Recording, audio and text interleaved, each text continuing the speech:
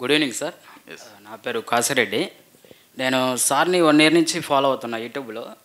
అంతగా ముందు వరకు ఏంటంటే నాకు అసలు స్టాక్ మార్కెట్ మీద అంత ఇంట్రెస్ట్ ఉండేది కాదు. రోజు ఫాలో అవుతూ చూస్తూ ఉంటే నాకెందుకో ఒక స్టాక్ మార్కెట్ అంటే అందరూ ఒక అపోహ ఉండేది, ఇది కరెక్ట్ కాదు అని. సార్ ఎప్పుడు ఒకటి చెప్తూ ఉంటాడు, ఇప్పుడు ఎంట్రీ ఎగ్జిట్ స్టాప్ లాస్ తెలిసి ఉంటేనే మనము దాని గురించి నేర్చుకోగలం, దాని గురించి అవగాహన వస్తుంది. లేకుంటే మనం ఏంటంటే స్టాక్ మార్కెట్ అంటే ఒక భయం ఉంటుందని అది వింటూ ఉంటా. నాకేంటంటే సంథింగ్ ఏదో ఉంది స్టాక్ మార్కెట్ అంటే, ఏదో బ్లైండ్గా ఇప్పుడు సంపాదించిన వాళ్ళంతా కూడా ఎవరు కూడా లక్కుతో ఎవరు సంపాదాలి కోట్లు, ఏదో ఒక 10,000 20,000 లక్షలు సంపాదించు. కానీ ఈ కోట్లు సంపాదించిన వాళ్ళందరూ కూడా ఒక నాలెడ్జ్ ఉన్న వాళ్ళే, మిగతా ఎవరు లేరని నాకు ఒక మైండ్లో ఉంది. సంథింగ్ ఏదో ఉంది, ఏది లేకుండా ఏంటంటే ఇన్ని కోట్లు లక్షల కోట్లు ఇన్వెస్ట్మెంట్ ఎందుకు చేస్తారు అంత బ్లైండ్గా ఉంది. కాబట్టి సంథింగ్ సార్ను ఒక 1 ఇయర్ నుంచి ఫాలో అవుతాను.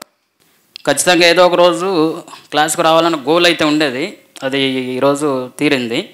ఇంకా క్లాస్ విషయానికి వస్తే అది ఇంకా సార్ గురించి 2 సార్లు ఎంత మాట్లాడుకున్న తక్కువే.